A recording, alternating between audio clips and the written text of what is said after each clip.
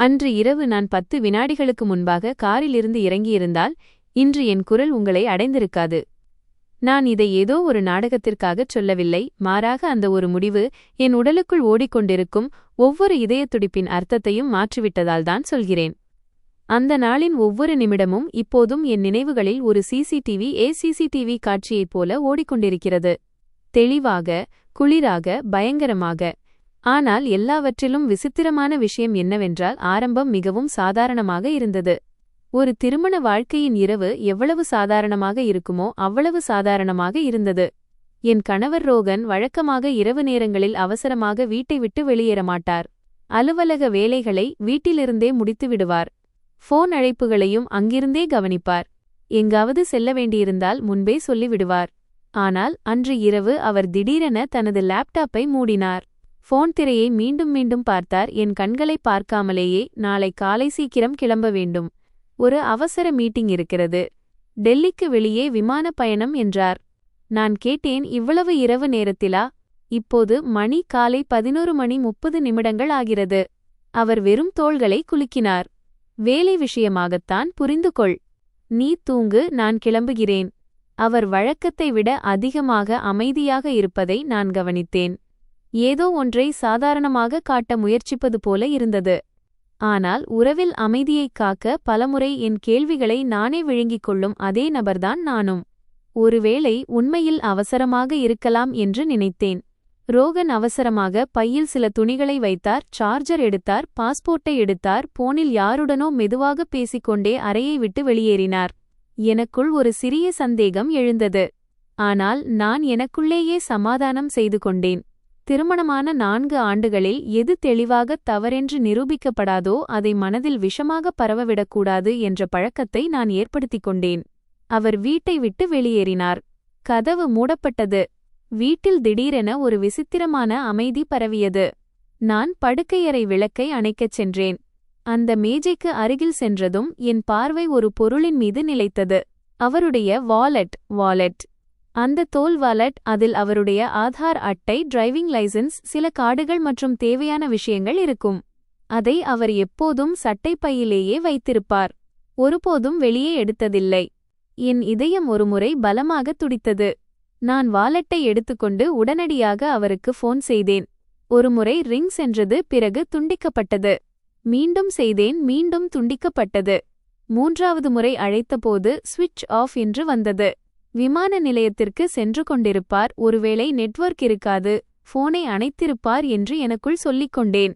நான் வாட்ஸ்அப்பை திறந்து, உன்னுடைய வாலெட் வீட்டில் மறந்து வைத்துவிட்டாய், திரும்பி வா அல்லது என்னவென்று சொல் என்று அனுப்பினேன். மெசேஜ் சென்றது. ஆனால் திரையில் ஒரே ஒரு டிக் மட்டுமே இருந்தது. நான் சில வினாடிகள் அந்த திரையையே பார்த்து கொண்டிருந்தேன். 2வது டிக் வரும், என் குழப்பம் நீங்கும் என்று நினைத்தேன். ஆனால் வரவில்லை. வீட்டிற்கு வெளியே ஜனவரி மாத குளிர் இருந்தது. அந்த நேரத்தில் அந்த சொசைட்டிக்கு வெளியே சாலைகள் காலியாக இருக்கும். நான் காரை நானே ஓட்டுவேன். ஆனால் இந்த நள்ளிரவில் தனியாக விமான நிலையம் வரை செல்வது, அதுவும் தூக்கமும் கவலையுமாக எனக்கு பயமாக இருந்தது. என் அப்பா எப்போதும் சொல்வார், இரவில் முடிவுகளை எடுக்காதே, பாதுகாப்பிற்கு முக்கியத்துவம் கொடு. அப்பா இப்போது இந்த உலகில் இல்லை. ஆனால் அவருடைய குரல் எனக்குள் எங்கோ இருந்தது. நான் கேப் ஏபி புக் செய்யலாம் என்று முடிவு செய்தேன். நான் வைத்து திறந்தேன். விமான நிலையத்தின் இருப்பிடத்தை பதிவிட்டு ஒரு கேப் புக் செய்தேன். உறுதிப்படுத்தல் வந்தது. காரின் எண் வந்தது. டிரைவரின் பெயர் வந்தது. கீழே ஒரு வரி இருந்தது, உங்கள் கேப் 4 நிமிடங்களில் வந்துவிடும். நான் விரைவாக ஒரு தடிமனான துப்பட்டாவை எடுத்தேன். ஜாக்கெட் அணிந்தேன். தலைமுடியை கட்டிக்கொண்டு வாலெட்டை என் பர்ஸில் வைத்துக் கொண்டேன். நான் வெளியே வந்தவுடன் குளிர்ந்த காற்று என் முகத்தில் பலமாக அடித்தது. சொசைட்டியின் விளக்குகள் மஞ்சள் நிறத்தில் இருந்தன. கேட் அருகில் செக்யூரிட்டி தனது நாற்காலியில் தூங்கிக் கொண்டிருந்தார். நான் சொன்னேன், பையா, விமான நிலையம் செல்ல வேண்டும். அவர், இந்த நள்ளிரவிலா மேடம் என்று கேட்டார். நான் சிரிக்க முயன்றேன். அவசர வேலை என்றேன். அவர் கேட்டை திறக்கத் தொடங்கினார். அதே நேரத்தில் ஒரு கருப்பு செடான் கார் முன்னால் வந்து நின்றது. நான் நம்பரை சரிபார்த்தேன். அது சரியாகத்தான் இருந்தது. டிரைவர் ஜன்னலை கீழே இறக்கினார். சுமார் 50 வயது இருக்கும், சிறிய நரைத்த தாடி. கண்களுக்கு கீழே சோர்வு தெரிந்தது. அவரது கண்களில் ஒருவித அமைதி இருந்தது. அவர் சுருக்கமாக விமான நிலையம் என்று கேட்டார். நான் தலையசைத்துவிட்டு பின்னால் அமர்ந்தேன். காருக்குள் ஏர் ஃப்ரெஷ்னரின் மணம் கடுமையாக இருந்தது. அது மூச்சை சற்று கனமாக்கியது. சீட் பெல்ட் அணிந்ததும் என் போனில் நோட்டிஃபிகேஷன் வந்தது. அது ரோஹனின் மெசேஜ் இல்லை. வெறும் நெட்வொர்க் சிக்னல் மட்டுமே. என் மனதில் கேள்வி வளர்ந்து கொண்டே இருந்தது. கார் கிளம்பியது. சூரத்தின் சில நிமிடங்கள் கண்ணெதிரே இருந்தன. சாலைகள் காலியாக இருந்தன. அங்கொன்றும் இங்கொன்றுமாக விளக்குகளுக்கு கீழே ஒரு ஆட்டோ அல்லது மெதுவாக நகரும் லாரி தெரிந்தது. டிரைவர் மௌனமாக இருந்தார். ரேடியோ அணைக்கப்பட்டிருந்தது. நானே முணுமுணுத்தேன், பையா, சீக்கிரம் செல்லுங்கள். என் கணவரின் வாலட் மறந்துவிட்டது. அவருக்கு ஃப்ளைட் இருக்கிறது. அவர் என்னை பார்க்காமலேயே சொன்னார், சரி மேடம். நான் மீண்டும் போனை எடுத்து ரோஹனுக்கு அழைத்தேன். சுவிட்ச் ஆஃப். நான் வாட்ஸ்அப்பை திறந்தேன். லாஸ்ட் சீன் ஏதோ ஒரு நேரம். என் தொண்டையில் வறட்சி ஏற்பட்டது. ரோஹன் விமான நிலையத்தை அடைந்திருப்பாரா? வாலெட் இல்லை என்பது அவருக்கு தெரிந்திருக்குமா? அவர் யாரிடமாவது போன் வாங்கி அழைப்பாரா? என்னை அமைதிப்படுத்திக் கொள்ள ஜன்னல் வழியாக வெளியே பார்க்கத் தொடங்கினேன். அப்போதுதான் முதன்முதலாக ஏதோ விசித்திரமாக தெரிந்தது. டிரைவர் அடிக்கடி ரியர் வியூ மிரரில் பார்த்து கொண்டிருந்தார். டிரைவர் பார்ப்பது இயல்புதான், நான் ஒப்புக்கொள்கிறேன். ஆனால் அவர் பார்க்கும் விதம் வேறாக இருந்தது. அவர் டிராஃபிக்கை பார்க்கவில்லை என்பது போல, பின்னால் யாரோ துரத்துவதை உணர்வது போல இருந்தது. நான் மெல்லிய குரலில் கேட்டேன், எல்லாம் சரியாக இருக்கிறதா? அவர் உடனடியாக ஆம் மேடம் என்றார். அவருடைய ஆம் என்பதில் ஒரு அவசரம் இருந்தது. அந்த கேள்வியை அவர் எதிர்பார்க்கவில்லை என்பது தெரிந்தது. நான் என் போனை இறுக்கமாக பற்றிக் கொண்டேன். இதுபோன்ற சின்ன சின்ன விஷயங்களில்தான் பயம் பிறக்கிறது. நாங்கள் ஹைவேக்கு வந்துவிட்டோம். தூரத்தில் விமான நிலையத்தை சென்றடையும் விளக்குகள் தெரிந்தன. இன்னும் 10 முதல் 15 வரை நிமிடங்கள் என்று நினைத்தேன். திடீரென டிரைவர் லேனை மாற்றினார். டிராஃபிக்கை தவிர்க்கிறார் என்று நினைத்தேன். ஆனால் அங்கு டிராஃபிக்கே இல்லை. கார் நான் எதிர்பார்க்காத ஒரு திருப்பத்தை திரும்பியது. இந்த வழி எனக்கு தெரியும். பலமுறை விமான நிலையம் சென்றிருக்கிறேன். அந்த பாதை டெர்மினலை நோக்கிச் செல்லவில்லை. அது பக்கவாட்டு பகுதிக்கு சென்று கொண்டிருந்தது. அங்கு வெளிச்சம் குறைவு மற்றும் பெரிய தூண்கள், காலி பார்க்கிங் போன்ற இடங்கள் இருந்தன. எனக்குள் ஒரு நடுக்கம் ஏற்பட்டது. நான் சொன்னேன், பையா, நீங்கள் தவறான பக்கம் செல்கிறீர்கள். டெர்மினல் அந்த பக்கம். டிரைவர் குரலை தாழ்த்தினார். மேடம், இன்னும் சிறிது நேரம். இன்னும் சிறிது நேரம். உங்களுக்கு டெர்மினல் செல்ல வேண்டும் என்று அவர் மீண்டும் அதே வார்த்தையைச் சொன்னார். சிறிது நேரம். இப்போது என் சுவாசம் வேகமானது. நான் உடனடியாக என் போன் ஸ்கிரீனை ஆன் செய்து எமர்ஜென்சி நம்பரை தேடத் தொடங்கினேன். என் விரல்கள் நடுங்கின. நான் எனக்குள்ளேயே சொல்லிக்கொண்டேன், அதிகமாக சிந்திக்காதே. ஒருவேளை குறுக்கு வழியாக இருக்கலாம். ஒருவேளை விமான நிலைய நுழைவாயிலின் மற்றொரு கதவாக இருக்கலாம். ஆனால் என் உடல் பொய் சொல்லாது. அது பயத்தை அடையாளம் கண்டுவிடும். கார் மற்றொரு திருப்பத்தை திரும்பி இருண்ட பகுதிக்குள் சென்றது. முன்னால் சற்று தூரத்தில் ஒரு தூண் தெரிந்தது. அது என்னை பயத்திற்குள்ளாக்கியது. ஒருவேளை எனக்குத்தான் அப்படி தோன்றுகிறதோ என்று நினைத்தேன். நான் திடீரென்று, நிறுத்துங்கள், நான் இங்கேதான் இறங்க வேண்டும் என்றேன். டிரைவர் பிரேக் போடவில்லை. என் இதயத் துடிப்பு காதுகளில் கேட்டது. நான் கதவின் கைப்பிடியை பிடித்து இழுத்தேன். கதவு திறக்கவில்லை. மீண்டும் இழுத்தேன். அது திறக்கவில்லை. கதவை உட்புறமாக லாக் செய்யும் முறையை சரிபார்க்க குனிந்து பார்த்தேன். லாக்கான் செய்யப்பட்டிருந்தது. என் உடல் முழுவதும் ஒரு நடுக்கம் ஏற்பட்டது. ஏன் கதவு லாக் செய்யப்பட்டிருக்கிறது? என் குரல் உயர்ந்தது. இதை திற. டிரைவர் முதன்முறையாக சற்று உரத்த குரலில், மேடம், அமைதியாக இருங்கள் என்றார். நான் எப்படி அமைதியாக இருப்பது? நீங்கள்தான் லாக் செய்திருக்கிறீர்கள். தவறான இடத்திற்கு கூட்டி வருகிறீர்கள். அவர் காரை மெதுவாக்கி நிறுத்துவது போல் செய்தார். ஆனால் முழுமையாக நிறுத்தவில்லை.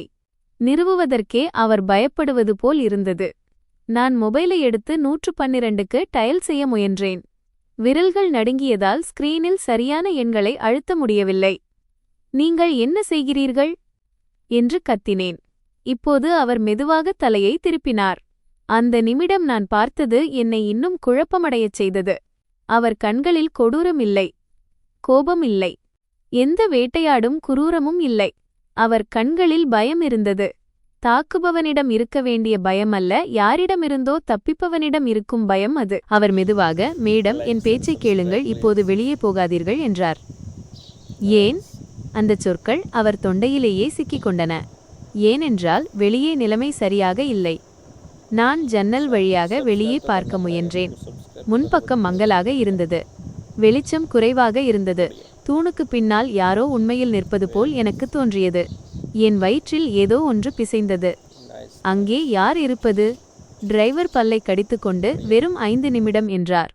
நான் கோபத்திற்கும் பயத்திற்கும் இடையில், நீங்கள் என்னை கடத்தப் போகிறீர்களா? இது என்ன விளையாட்டா என்று கேட்டேன்.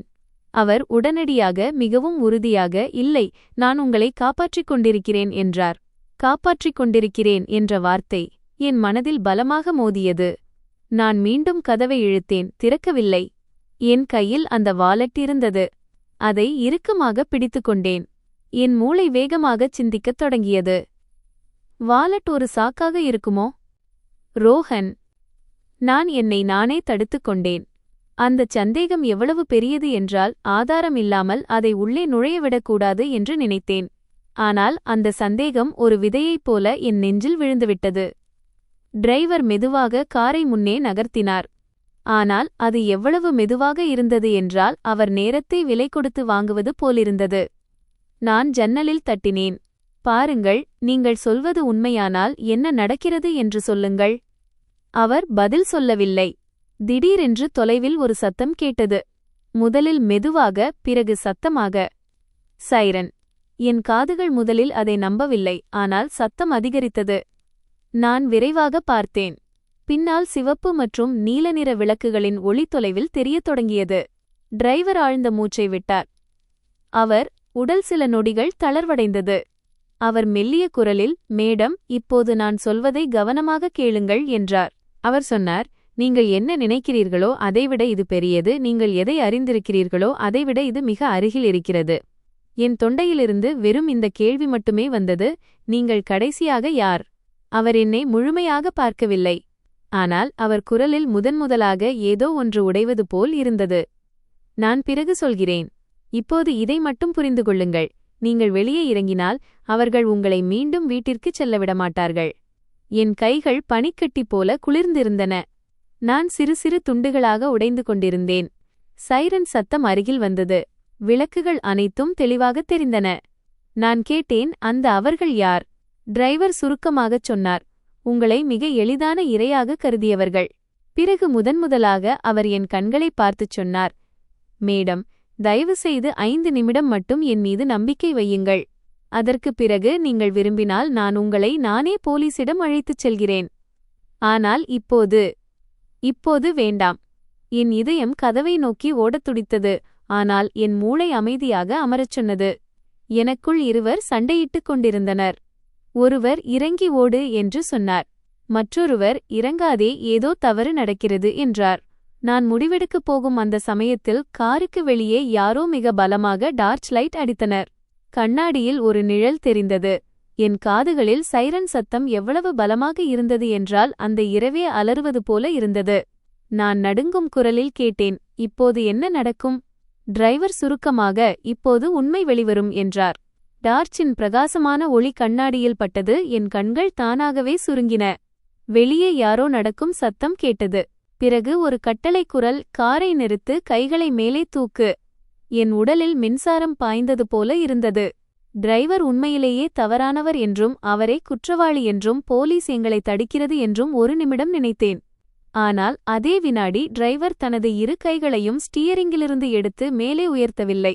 மாறாக தான் தப்பித்து ஓடவில்லை என்பதைக் காட்ட ஸ்டியரிங்கின் மேலேயே மெதுவாக வைத்தார். அவர் ஆழ்ந்த மூச்சை எடுத்துக்கொண்டு ஜன்னல் கண்ணாடியை சற்று கீழே இறக்கினார். சார், நான் ஷியாம் என்று சொன்னார். அவர் குரலில் எந்த ஒரு கர்வமும் இல்லை. ஏதோ ஒரு பழைய வாக்குறுதியை நிறைவேற்றுவது போல மிகுந்த சோர்வுடன் கூடிய நம்பிக்கையோடு அந்த பெயரைச் சொன்னார்.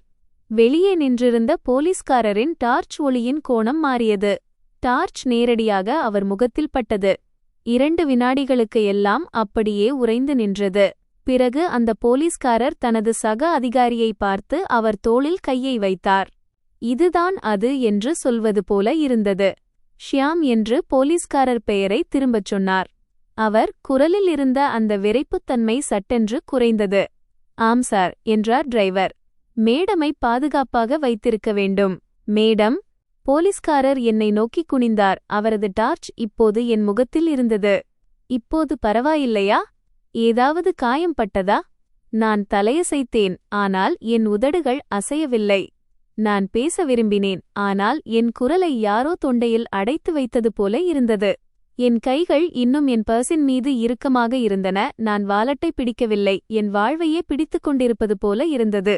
போலீஸ்காரர் சொன்னார், கதவைத் திறங்கள் மேடம், வெளியே வாருங்கள். எனக்குள் ஒரு தயக்கம் இருந்தது, ஏனென்றால் யாரிடம் நம்பிக்கை வைப்பது என்று என் மூளையால் இன்னும் முடிவெடுக்க முடியவில்லை. டிரைவர் மெதுவாகச் சொன்னார், மேடம் வெளியே வாருங்கள், எல்லாம் சரியாக இருக்கிறது. என் அருகிலேயே இருங்கள். அவர் உட்புறமாக லாக்கைத் திறந்தார். கதவு திறந்ததும் குளிர்ந்த காற்று உள்ளே நுழைந்தது. அந்த தணிந்த காற்றுடன் என் பயமும் இன்னும் தெளிவாக தெரிந்தது. காற்று என் போலி தைரியத்தை உருவிவிட்டது போல் இருந்தது. நான் வெளியே வந்தேன். என் கால்கள் தரையில் பட்டபோதும் நான் இன்னும் நடுங்கிக் கொண்டிருப்பது போலவே உணர்ந்தேன். முன்னால் 2 போலீஸ் வாகனங்கள் இருந்தன. அவற்றிற்கு பின்னால் 3வது வாகனம் ஒருவேளை செக்யூரிட்டி அல்லது ஸ்பெஷல் டீம் வாகனமாக இருக்கலாம். சிவப்பு மற்றும் நீல நிற விளக்குகள் தொடர்ந்து சுழன்று கொண்டிருந்தன. சுற்றியிருந்த இருள் அந்த விளக்குகளின் ஒளியில் ஒருமுறை நீலமாகவும் மற்றொரு முறை சிவப்பாகவும் மாறியது. நான் ஏதோ ஒரு சினிமா செட்டில் நிற்பது போல உணர்ந்தேன். ஆனால் இது சினிமா இல்லை, இது என் வாழ்க்கை. இதன் திரைக்கதையை நான் எழுதவில்லை. மேடம் அங்கே நில்லுங்கள் என்று ஒரு பெண் போலீஸ் கான்ஸ்டபிள் என்னிடம் வந்து கூறி என்னை சற்று பின்னால் தள்ளினார். அதே நேரத்தில் 2 போலீஸ்காரர்கள் வேகமான அடிகளுடன் அந்த தூணை நோக்கி ஓடினர். எங்கே நான் நிழலை கண்டேனோ அங்கே. அங்கே உண்மையில் யாரோ இருந்தனர். கருப்பு உடை அணிந்த ஒரு மனிதன், தலையில் கேப், யாரோ தன்னை மறைத்துக்கொள்ள முயற்சிப்பது போல் இருந்தது. அவன் ஓடத் தொடங்கினான். போலீஸ்காரர்கள் அவனை துரத்தினர். அந்த மனிதன் வழுக்கி விழுந்தான். அவனது கையிலிருந்து ஏதோ ஒன்று விழுந்து தரையில் டன் என்று சத்தமிட்டது. என் மூச்சு நின்றது. ஒரு போலீஸ்காரர் அந்த பொருளை எடுத்தார். அது உலோகத்தால் ஆனது. அது என்னவென்று என்னால் தெளிவாக பார்க்க முடியவில்லை, ஆனால் அது ஒரு சாதாரண மனிதன் இரவில் கையில் எடுத்துச் செல்லும் பொருள் போல தெரியவில்லை. போலீஸ்காரர் அதை உடனடியாக ஒரு பையில் வைத்துவிட்டு அந்த மனிதனின் கையை முறுக்கி அவனை எழுப்பினார். அந்த மனிதன் தனது முகத்தை திருப்ப முயன்றான். ஒருவேளை என்னை பார்க்க நினைக்கிறானோ அல்லது பார்க்க விரும்பவில்லையோ. பெண் கான்ஸ்டபிள் என்னை இன்னும் பின்னால் இழுத்தார். மேடம் நீங்கள் நகர வேண்டாம். நான் திரும்பிப் பார்த்தபோது ஷியாம் டிரைவர் காரின் அருகில் நிற்பதைக் கண்டேன். போலீஸ்காரர்கள் அவனை பார்த்து மிக வேகமாக கேள்விகளை எழுப்பிக் கொண்டிருந்தனர். யார் கால் செய்தது? உனக்கு எப்படி தெரியும்? மேடமின் லொகேஷனை யார் ஷேர் செய்தது? ஷியாம் பதில் அளித்தான், நான் தான் அலர்ட் செய்தேன் சார். முன்பே சந்தேகம் இருந்தது. மேடம் கேப் புக் செய்தவுடன் எனக்கு தெரிந்துவிட்டது.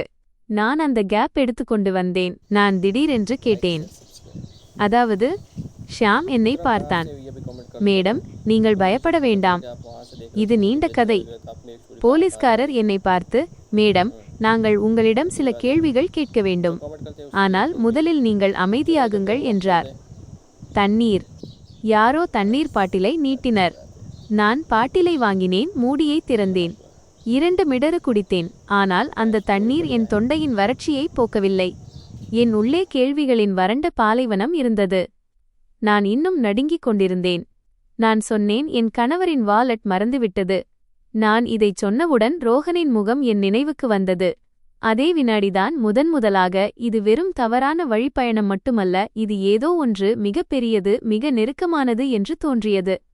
உங்கள் கணவர்? போலீஸ்காரர் தனது நோட்டு புத்தகத்தில் எழுதினார். பெயர் ரோஹன். நான் சொன்னேன், முழு பெயர். நான் குடும்ப பெயரை சொன்னேன். என் வாயிலிருந்து அந்த பெயர் வந்தவுடன் என் வீட்டு முகவரியை யாருக்கோ கொடுத்துவிட்டது போல உணர்ந்தேன். போலீஸ்காரர் அடுத்த கேள்வியைக் கேட்டார். அவர் ஃப்ளைட் பிடிக்கிறார் என்று உங்களுக்கு யார் சொன்னது? அவர்கள். என் கணவர் என்றேன். பெண் கான்ஸ்டபிள் என் தோளில் கையை வைத்தார். மேடம் நீங்கள் ஸ்டேஷனுக்கு வரவேண்டும். ஒரு சிறிய வாக்குமூலம், பிறகு நீங்கள் பாதுகாப்பாக வீட்டிற்குச் செல்லலாம். ஷியாம் இடையில் குறுக்கிட்டு, வீட்டிற்கு வேண்டாம் மேடம், இப்போதைக்கு வீட்டிற்கு அழைத்துச் செல்ல வேண்டாம். அங்கே ஆபத்து இருக்கலாம். போலீஸ்காரர் அவனை முறைத்துப் பார்த்தார். நீ ரொம்ப குழப்புகிறாய், நான் உங்களுக்கு பிறகு விளக்குகிறேன். முதலில் மேடமை ஒரு பாதுகாப்பான இடத்திற்கு என்றார். என் காதுகளில் வீடு, ஆபத்து என்ற வார்த்தைகள் ஒலித்தன. என் வீடு? நான் திருமணம் செய்து கொண்ட புகைப்படங்கள் இருக்கும் இடம், என் உடைகள் இருக்கும் இடம், ஒவ்வொரு இரவும் நான் பாதுகாப்பாக உணர்ந்து உறங்கும் அந்த இடம். என்ன அர்த்தம்? என் வாயிலிருந்து வார்த்தைகள் வெளிவந்தன. ஷியாம் என்னை பார்த்தான். முதன்முதலாக அவன் கண்களில் ஏதோ ஒன்றைக் கண்டேன். அது என் தந்தையை எனக்கு நினைவூட்டியது. ஒருவிதமான தீவிரமான பொறுப்புணர்வையும் கவலையையும் அவன் கண்களில் பார்த்தேன். என் வாய் முணுமுணுத்தது. உங்கள் தந்தையின் பெயரை நீங்கள் கேட்டிருப்பீர்கள். என் இதயம் சுருங்கியது. பா, நான் மெதுவாக சொன்னேன். ஷியாம் சொன்னான், உங்கள் தந்தையின் செக்யூரிட்டி டீமில் நான் இருந்தேன் 15 வருடங்களாக. சில நொடிகள் நான் அவனை பார்த்து கொண்டிருந்தேன். என் நினைவுகள் வேகமாக பின்னோக்கி ஓடின. என் தந்தையின் அலுவலகத்திற்கு வெளியே அப்பாவுடன் எப்போதும் ஒரு மனிதன் இருப்பான். அவன் குறைவாக பேசுவான், ஆனால் அவன் கண்கள் சுற்றியுள்ள அனைத்தையும் கவனித்துக் கொண்டிருக்கும். அவனது நடையில் ஒரு ஒழுக்கம் இருந்தது. திடீரென்று அந்த மனிதனின் பிம்பம் ஷியாமின் முகத்தில் தெரிந்தது. வார்த்தைகளைத் தேடினேன். எனக்கு நினைவிருக்கிறது. ஷியாம் தலையசைத்தான். மேடம், உங்கள் தந்தை கடைசியாக என்னிடம் ஒரு விஷயம் சொன்னார். அவர் சொன்னார், என் மகளை கவனித்துக்கொள், அவள் எல்லோரையும் எளிதில் நம்பிவிடுவாள். என் தொண்டையில் ஏதோ ஒன்று அடைத்தது. என் தந்தை? என் வார்த்தைகள் உடைந்து போயின. ஆனால் நீங்கள் எப்படி இங்கே? ஷியாம் சொன்னான். மேடம், உங்கள் தந்தை மறைந்த பிறகு நான் தனித்துவிட்டேன். ஆனால் நான் உங்களை விட்டு முழுமையாக விலகிச் செல்லவில்லை. உங்கள் தந்தை சில விஷயங்களை என்னிடம் கொடுத்திருந்தார். சில பெயர்கள், சில எண்கள், சில அடையாளங்கள். அவர் சொன்னார், எப்போதாவது ஒரு இரவு திடீரென மிகவும் அமைதியாக இருந்தால் ஏதோ தவறு நடக்கிறது என்று புரிந்துகொள். என் மனதில் ரோஹனின் அமைதியான முகம், அவன் கண்களை பார்க்காமல் சென்ற எமர்ஜென்சி மீட்டிங், மேஜையின் மீது விட்டுச் சென்ற வாலெட், எல்லாம் ஒன்றாக இணைந்தன. என்னால் என்னை தடுத்துக்கொள்ள முடியவில்லை. ரோஹனா? என் வாயிலிருந்து அந்த பெயர் வந்ததும் அந்த கேள்வியைக் கேட்டு நானே பயந்தேன். ஷியாம் என் கண்களைப் பார்த்தான். பிறகு பார்வையை தாழ்த்திக் கொண்டான். அவன் நேரடியாக தாக்க விரும்பவில்லை என்பது போல இருந்தது. மேடம், நான் இப்போது சில விஷயங்களைக் காட்டலாம் என்றான். ஆனால் அதற்கு முன் ஒன்று புரிந்து கொள்ள வேண்டும். இன்று இரவு நடக்கவிருந்தது வெறும் திருட்டு மட்டுமல்ல, அது உங்களை காணாமல் போகச் செய்வதற்கான முயற்சி. என் உடல் முழுவதும் குளிரெடுத்தது. காணாமல் போகச் செய்வதா என்று மெல்லிய குரலில் கேட்டேன். பெண் கான்ஸ்டபிள் என் கையை பிடித்துக்கொண்டு, மேடம் உட்காருங்கள், நீங்கள் அதிர்ச்சியில் இருக்கிறீர்கள் என்றார். அவர்கள் என்னை போலீஸ் வாகனத்தின் உள்ளே இருக்கையில் அமர வைத்தனர். கதவு மூடப்பட்டது. வெளியே விளக்குகள் சுழன்று கொண்டிருந்தன. காருக்குள் ஒரு வித்தியாசமான அமைதி நிலவியது. நான் உலகத்திலிருந்து துண்டிக்கப்பட்டு என் எண்ணங்களுக்குள் மட்டும் அடைபட்டது போல உணர்ந்தேன். கண்களை மூடித்திறந்தேன். ஷியாம் என் முன்னே நின்றான். போலீஸ்காரரின் அனுமதியுடன் அவன் காரின் கதவை சற்று திறந்தான். மேடம் என்றான், உங்களிடம் உங்கள் ஃபோன் இருக்கிறதா? நான் கையை அசைத்தேன். அவன் சொன்னான், உங்கள் ஃபோனில் கேப் புக்கிங்கிலிருந்த டிரைவர் பெயர் நான் ஏற்பாடு செய்த அதே பெயர்தான். அந்த டிரைவரை நான் முன்பே தடுத்து நிறுத்திவிட்டேன். நீங்கள் அந்த டிரைவருடன் சென்றிருந்தால் இவர்கள். அவன் வெளியே அந்த தூணை நோக்கி சைகை காட்டினான். தங்கள் முயற்சியை நிறைவேற்றியிருப்பார்கள். இரவு நேரத்தில் இங்கு கூட்டம் குறைவாக இருக்கும். கேமராக்கள் இருந்தாலும் இருட்டில் பல பிளைண்ட் ஸ்பாட்ஸ் உள்ளன என்று எனக்கு தெரியும். இங்கு தங்கள் கட்டுப்பாடு இருக்கும் என்று அவர்கள் நினைத்தார்கள். உனக்கு எப்படி தெரியும்? நீ என்னை பின்தொடர்கிறாயா? என் உதடுகள் காய்ந்து போயிருந்தன. ஷியாம் மெதுவாகச் சொன்னான், ஏனென்றால் கடந்த சில வாரங்களாக நான் உங்களை பின்தொடர்ந்து கொண்டிருக்கிறேன். எனக்குள் ஒரு அதிர்ச்சி ஏற்பட்டது. என்ன என்று கேட்டு நான் நிமிர்ந்து அமர்ந்தேன். என் வாய் உடனடியாக தவறாக புரிந்து கொள்ளாதீர்கள் என்றது. உங்கள் தந்தை என்னிடம் சொன்னார், மேலும் நான் சில விஷயங்களை கவனித்தேன். உங்கள் வாழ்க்கையில் சிலர் மிக நெருக்கமாக வந்து கொண்டிருக்கிறார்கள். யார் என்று கேட்டேன். அந்த பதிலை கேட்பதற்கே எனக்கு பயமாக இருந்தது. அவன் சட்டை பையிலிருந்து தனது போனை எடுத்தான். திரையில் ஏதோ ஒன்றை திறந்து பிறகு என் பக்கம் நீட்டினான். மேடம், இதை பாருங்கள். திரையில் ஒரு புகைப்படம் இருந்தது. ரோஹனும் அவனுடன் ஒரு பெண்ணும். என் நெருங்கிய தோழி நேஹா. இருவரும் ஒரு கஃபேக்கு வெளியே நின்று கொண்டிருந்தனர். நேஹா சிரித்துக் கொண்டிருந்தாள். ரோஹனின் கை அவளது தோள் மீது இருந்தது. என் உடலில் இரத்தம் உறைந்தது போலிருந்தது. என்னால் வார்த்தைகளை தேட முடியவில்லை. ஷியாம் இரண்டாவது புகைப்படத்தை காட்டினான். விமான நிலையம் போன்ற ஒரு இடம். ரோஹனும் நேஹாவும் 2 பெரிய சூட்கேஸ்களுடன். இன்னொரு புகைப்படம் ஒரு ஹோட்டல் லாஃபியில். நான் ஒவ்வொன்றாக பார்த்தேன். ஒவ்வொரு புகைப்படமும் என் உள்ளே ஏதோ ஒன்றை உடைத்துக் கொண்டிருந்தது. இது எப்போதைய புகைப்படம் என்று கேட்டேன். ஷியாம் சொன்னான், கடந்த 2 மாதங்களாக. என் காதுகளில் ஒரு குரல் கேட்டது, இல்லை, இது நடக்க வாய்ப்பில்லை. அதே நேரத்தில் மற்றொரு குரலும் கேட்டது, நீ பார்க்க விரும்பவில்லை, அதனால்தான் பார்க்கவில்லை. கடந்த சில மாதங்களாக நடந்த சின்ன சின்ன விஷயங்கள் என் கண்முன் வந்து சென்றன. நேஹா திடீரென அதிகமாக வீட்டிற்கு வருவது, அவளிடம் ரோஹன் மிகவும் இயல்பாக இருப்பது, இருவரும் ஒரே மாதிரியான விஷயங்களை பேசுவது. இதையெல்லாம் இது வெறும் நட்புதான், நான் தேவையில்லாமல் யோசிக்கிறேன் என்று நானே எனக்குச் சமாதானம் சொல்லிக் கொண்டது நினைவுக்கு வந்தது. ஷியாம் போனில் அடுத்த ஃபோல்டரை திறந்தான். மேடம், இது வெறும் உறவு சம்பந்தப்பட்ட விஷயம் மட்டுமல்ல என்றான். திரையில் பரிவர்த்தனைகள், டிரான்சாக்ஷன்ஸ் இருந்தன. என் ஜாயிண்ட் அக்கவுண்டிலிருந்து வெவ்வேறு நாட்களில் பணம் பரிமாற்றம் செய்யப்பட்டிருந்தது. சில சிறிய தொகைகள், சில பெரியவை. ஆனால் அந்த பாணி தெளிவாக இருந்தது. சில பரிமாற்றங்கள் நான் கேள்விப்பட்டிராத கணக்குகளுக்கு சென்றிருந்தன. இது என்ன? என் குரல் உடைந்தது. மேடம், இது உங்கள் கணக்கிலிருந்து நடந்திருக்கிறது என்று ஷியாம் சொன்னான். ஆனால் இதை நீங்கள் செய்யவில்லை. நான் செய்யவில்லை என்று உடனடியாக கூறினேன். அப்போதுதான் ஒரு விஷயம் என் மனதில் மின்னல் வெட்டியது போல தோன்றியது. நான் பலமுறை ரோஹனிடம் என் போனை தந்திருக்கிறேன். அவன், நான் நெட் பேங்கிங் ஷேர் செய்துவிடுகிறேன் என்று சொல்வான். ஓடிபி மற்றும் என் குரல் மெலிந்தது. என் மீது எனக்கே கோபம் வந்தது. நான் எவ்வளவு எளிதாக அனைவரையும் நம்பிவிடுகிறேன். மேடம், ஷியாம் சொன்னான், உங்களுடைய இந்த நல்ல குணம்தான் உங்களுக்கு எதிராக பயன்படுத்தப்பட்டிருக்கிறது. என் உள்ளே ஏதோ ஒன்று உடைந்து கோபமாக மாறியது. ஆனால் இன்று இரவு அந்த வாலெட் என்று கேட்டேன். அந்த வாலெட் ஒரு பொறி செட்டப் என்றான் ஷியாம். நீங்கள் இரவில் தனியாக வெளியே வருவீர்கள் என்று அவர்களுக்கு தெரியும். உங்களை வெளியே வரக்கட்டாயப்படுத்தக்கூடிய ஒரு காரணம் அவர்களுக்கு தேவைப்பட்டது. ரோஹனே நேரடியாக வாலெட்டை எடுத்துக்கொண்டு வா என்று சொல்லியிருந்தால் உங்களுக்கு சந்தேகம் வந்திருக்கும். அதனால் வாலெட்டை தவறவிடுவதுதான் சிறந்த வழியாக இருந்தது. நீங்கள் உங்கள் பொறுப்பை நிறைவேற்றுகிறீர்கள் என்று நினைத்து நீங்களே வெளியே வந்தீர்கள். என் தலை வலிக்கத் தொடங்கியது. அப்படியானால் ரோஹன் வேண்டுமென்றேதான் வாலெட்டை விட்டுச் சென்றானா என்று கேட்டேன். ஷியாம் மிக மெதுவாக தலையசைத்தான். மற்றும் நேஹா என்று கேட்டேன்.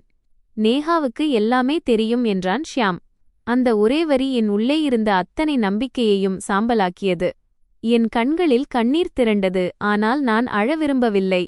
அழுவது பலவீனம் என்று எனக்கு தோன்றியது. உண்மையில் என்னை இரையாக கருதிய அந்த நபர்கள்தான் பலவீனமானவர்கள். போலீஸ் அந்த ஆளை பிடித்துவிட்டதா என்று கேட்டேன், என்னை தற்காத்துக் கொள்ள முயன்றபடி. அவன் யார்? ஷியாம் சொன்னான், அவன் ஒரு உள்ளூர் ஆள், லோக்கல் ஹேண்ட்லர், பணத்திற்காக வேலை செய்பவன். உண்மையான மூளையாக செயல்படுபவர்கள் இதிலிருந்து தள்ளியே இருப்பார்கள். ஆனால் இன்று இரவு அவன் பிடிபட்டிருக்கிறான். அப்படியானால் நான் தப்பித்து விட்டேனா? போலீஸ் எப்படி சரியான நேரத்தில் வந்தது என்று கேட்டேன். ஷியாம் சொன்னான், நான் முன்னரே இன்ஸ்பெக்டரை அலர்ட் செய்திருந்தேன். உங்கள் தந்தைக்கு இருந்த சில பழைய தொடர்புகள் எனக்கு உதவின. ஒரு பெண்ணை இலக்கு வைக்கக்கூடும் என்றும் அந்த இடம் விமான நிலையத்திற்கு அருகில் இருக்கும் என்றும் நான் அவர்களிடம் தெரிவித்தேன். நீங்கள் இந்த கேப் புக் செய்தவுடன் நான் சிஸ்டத்திலிருந்து ரூட்டை மேட்ச் செய்து கிளம்பி வந்தேன். நீங்கள் தவறான மனிதருடன் செல்லக்கூடாது என்பதற்காக நானே அந்த காரை எடுத்துக்கொண்டு வந்தேன். பிறகு போலீசிற்கு லைவ் அப்டேட்களை வழங்கினேன். என் இதயத்தில் முதன்முதலாக சற்று நிம்மதி பிறந்தது.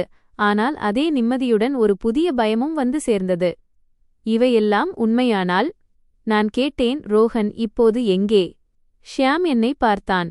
இப்போது அதுதான் மிகப்பெரிய கேள்வி என்றான். மேடம், உங்கள் கணவர் ஃப்ளைட் பிடிப்பதாகச் சொன்னார். ஆனால் அவர் எந்த ஃப்ளைட்டில் இருக்கிறார்? யாருடன் இருக்கிறார்? ஏன்?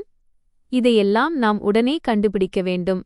ஏனென்றால் அவர் வெளியேறிவிட்டால் ஆதாரங்களை அழிக்கத் தொடங்கிவிடுவார்.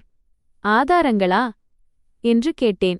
மேடம், உங்கள் வீட்டில் சில ஆவணங்கள் இருக்கலாம் என்று ஷியாம் சொன்னான். சில கையெழுத்திட்ட காகிதங்கள், சில பவர் ஆஃப் அட்டர்னி, சில இன்சூரன்ஸ் பேப்பர்கள். சில நேரங்களில் உங்கள் வாழ்க்கையையே மாற்றக்கூடிய காகிதங்களில் அவர்கள் கையெழுத்து வாங்கிக் கொள்வார்கள். என் தலை சுற்றியது. சில மாதங்களுக்கு முன்பு ரோஹன், இது வெறும் பேங்க் ஃபார்ம், கையெழுத்து போடு என்று சொன்னது நினைவுக்கு வந்தது. நான் படிக்காமலேயே கையெழுத்திட்டிருந்தேன். அந்த நாளில் என் தந்தை சொன்னது நினைவுக்கு வந்தது. எந்த ஒரு காகிதத்திலும் கையெழுத்திடும் முன் அதை உன் கண்களால் படி. அது உனக்கு மிக நெருக்கமானவராக இருந்தாலும் சரி. அந்த ஆலோசனையை நான் மறந்துவிட்டேன். இப்போது நாம் என்ன செய்வோம் என்று கேட்டேன். ஷியாம் சொன்னான், இப்போது நீங்கள் போலீஸ் ஸ்டேஷனுக்கு செல்ல வேண்டும். வாக்குமூலம் அளிக்க வேண்டும். பிறகு நாங்கள் உங்களை ஒரு பாதுகாப்பான இடத்திற்கு அழைத்துச் செல்வோம். அதன் பிறகு அவன் சற்று இடைவெளி விட்டான். அதன் பிறகு ரோஹனும் நேஹாவும் நீங்கள் பிழைத்துக் கொண்டீர்கள் என்று தெரியாதபடி ஒரு திட்டத்தை உருவாக்குவோம். என் இதயம் வேகமாக துடித்தது. அப்படியானால் நான் அவர்களிடம் சொல்லக்கூடாதா? ஆம் என்றான் ஷியாம். நீங்கள் பாதுகாப்பாக இருக்கிறீர்கள் என்று அவர்களுக்குத் தெரிந்தால் அவர்கள் உடனே தப்பித்து விடுவார்கள் அல்லது ஆதாரங்களை அழித்து விடுவார்கள். ஆனால் அவர்களின் திட்டம் வேலை செய்துவிட்டது என்றும் நீங்கள் பலவீனமாக இருக்கிறீர்கள் என்றும் அவர்கள் நினைத்தால் அவர்கள் ஒரு தவறு செய்வார்கள். அந்த தவறிலிருந்து நாம் அவர்களை பிடிப்போம். என் உடல் நடுங்கிக் கொண்டிருந்தது. ஆனால் இப்போது இந்த நடுக்கம் பயத்தினால் மட்டுமல்ல, கோபத்தினாலும் தீர்மானத்தினாலும் வந்தது. எனக்குள் என்னையே நான் சொல்லிக் கொண்டதை கேட்டேன். நான் பலவீனமானவள் அல்ல. நான் ஷியாமைப் பார்த்து கேட்டேன், இதற்கெல்லாம் உங்களுக்கு என்ன வித்தியாசம்? அக்கறை. ஷியாம் சில நொடிகள் என்னை உற்று பார்த்தான். ஏனென்றால் உங்கள் தந்தையிடம் நான் செய்து கொண்ட வாக்குறுதியை வைத்து நான் வாழ்ந்து கொண்டிருக்கிறேன் என்றான். மேலும் உலகிலேயே மிக எளிதான இலக்கு பலவீனமானவர் அல்ல என்பதை நான் அறிவேன். மிக எளிதான இலக்கு எதை மிக அதிகமாக நம்புகிறாரோ அவர்தான். உங்கள் தந்தை உங்கள் நம்பிக்கை உங்களுக்கு புதைகுழியாகிவிடக் கூடாது என்று விரும்பினார். என் தொண்டையில் மீண்டும் ஒரு அடைப்பு ஏற்பட்டது. ஆனால் இம்முறை நான் அழவில்லை. பாட்டிலில் இருந்த கடைசி தண்ணீரையும் குடித்தேன். என்னை ஸ்டேஷனுக்கு அழைத்துச் செல்லுங்கள், நான் வாக்குமூலம் அளிக்கிறேன் என்றேன். போலீஸ் வாகனம் கிளம்பியது. வழியில் ஜன்னல் வழியாக வெளியே பார்த்து கொண்டிருந்தேன். அதே சாலைகள், அதே விளக்குகள். ஆனால் இப்போது எல்லாம் வேறாகத் தெரிந்தன. என் நகரத்தின் மீது படர்ந்திருந்த போலியான திரையை யாரோ நீக்கியது போல இருந்தது. ஸ்டேஷன் சென்றடைந்தோம். என்னை ஒரு அறையில் அமர வைத்தனர். இன்ஸ்பெக்டர் வந்தார், பெண் கான்ஸ்டபிளும் இருந்தனர். அவர்கள் கேள்விகளை கேட்டனர். நான் பதிலளித்தேன். எத்தனை மணிக்கு கேப் புக் செய்தீர்கள்? எத்தனை மணிக்கு கிளம்பினீர்கள்? டிரைவர் என்ன சொன்னார்? யாருக்கு மெசேஜ் செய்தீர்கள்? ஒவ்வொரு கேள்வியிலும் அந்தச் சொற்களின் உண்மைத்தன்மையைக் கண்டு நான் அஞ்சினேன். ஏனெனில் ஒவ்வொரு பதிலுக்குப் பின்னும் ஒரு பெரிய கேள்வி ஒளிந்திருந்தது. இவ்வளவு காலம் இந்த விஷயத்தை நான் ஏன் கவனிக்கவில்லை என்று நினைத்தேன். இன்ஸ்பெக்டர் சொன்னார், மேடம், உங்கள் கணவரின் எண் வேண்டும், உங்கள் தோழியின் எண் மற்றும் வீட்டுக் முகவரி வேண்டும். நாங்கள் ஒரு குழுவை அனுப்ப வேண்டும். நான் எண்களைக் கொடுத்தேன். நேஹாவின் எண்ணைக் கொடுக்கும்போது என் கை நடுங்கியது. ஒரு காலத்தில் என் சிரிப்புக்கும் அரட்டைக்கும் பகுதியாக இருந்தவள் இன்று ஒரு கேஸ் ஃபைலாக மாறிவிட்டாள். இன்ஸ்பெக்டர் மீண்டும் சொன்னார், நாங்கள் அந்த ஆளை பிடித்திருக்கிறோம். அவன் வெறும் ஒரு சிறிய கருவிதான். உண்மையான இணைப்பு நமக்குத் தேவை. உங்கள் கணவரின் பயண விவரங்கள், டிக்கெட் மற்றும் வங்கி விவரங்கள் வேண்டும். உங்கள் போனை பாதுகாப்பாக வைத்திருக்க வேண்டும். இப்போதிருந்து நீங்கள் யாரையும் அழைக்கக்கூடாது, குறிப்பாக உங்கள் கணவரை. நான் புரிந்து கொண்டேன். நான் ரோஹனை அழைத்தால் நான் உயிரோடு இருக்கிறேன் என்று என் குரல் மூலம் அவன் கண்டுகொள்வான். பிறகு அவன் தன் பாதைகளையெல்லாம் மாற்றிவிடுவான். இன்ஸ்பெக்டர் ஷியாமைப் பார்த்து, உனக்கு நம்பிக்கை இருக்கிறதா என்று கேட்டார். ஷியாம் சொன்னான், சார், மேடம் விரும்பினால் நான் அவருக்குத் தெரிந்த ஒரு பாதுகாப்பான ஃபிளாட்டிற்கு அழைத்துச் செல்லலாம். அங்கே சிசிடிவி பாதுகாப்பு காவலர்கள் உள்ளனர். அந்த இடம் யாருக்கும் தெரியாது. இன்ஸ்பெக்டர் தலையசைத்தார். சரி, ஆனால் நாங்கள் அவர்கள் வீட்டிற்கும் ஒரு குழுவை அனுப்புகிறோம். எனக்கு திடீரென நினைவுக்கு வந்தது, ரோஹனின் பீரோவில் சில கோப்புகள், ஃபைல்ஸ் இருக்கும். மேலும் நேஹா அடிக்கடி என் வீட்டிற்கு வருவாள். அவளுக்கு எல்லாம் தெரியும். போலீஸ் தாமதித்தால் ஆதாரங்கள் அழிக்கப்படக்கூடும். நான் எழுந்து நின்றேன். நான் வீட்டிற்குச் செல்ல வேண்டும் என்றேன். இன்ஸ்பெக்டர் கடுமையாக, இல்லை மேடம், இப்போதைக்கு வேண்டாம், ஆபத்து இருக்கிறது என்றார். ஆனால் என் வீட்டில் ஆவணங்கள். நான் கூற ஷியாம் என்னை உற்று பார்த்தான். மேடம், நீங்கள் சொல்வது சரிதான் என்றான். ஆனால் நீங்கள் போகக்கூடாது. போலீஸ் செல்லும். நீங்கள் அங்கே சென்றால் அது உங்களுக்கு பெரும் ஆபத்தாகிவிடும். எனக்குள் ஒரு பகுதி என் வாழ்க்கையின் கட்டுப்பாட்டை நானே எடுக்க வேண்டும் என்று அலறியது. ஆனால் உயிரோடு இருப்பதும் நிதானமாக செயல்படுவதுமே இப்போதைய மிக முக்கியமான விஷயம் என்பதையும் நான் புரிந்து கொண்டேன். இன்ஸ்பெக்டர் சொன்னார், நாங்கள் உங்கள் வீட்டிலிருந்து ஆவணங்களையும் தேவைப்பட்டால் ஃபோன், லேப்டாப் ஆகியவற்றையும் சேகரிக்கிறோம். நீங்கள் இப்போது பாதுகாப்பான இடத்திற்குச் செல்லுங்கள். நான் மெதுவாக அமர்ந்தேன். என் கண்கள் அயரத் தொடங்கின. சோர்வின் சுமை என்னை அழுத்தியது. ஆனால் என்னால் தூங்க முடியவில்லை. ஏனென்றால் ஒவ்வொன்றாக உண்மைகள் என் மனதில் கோர்க்கப்பட்டன.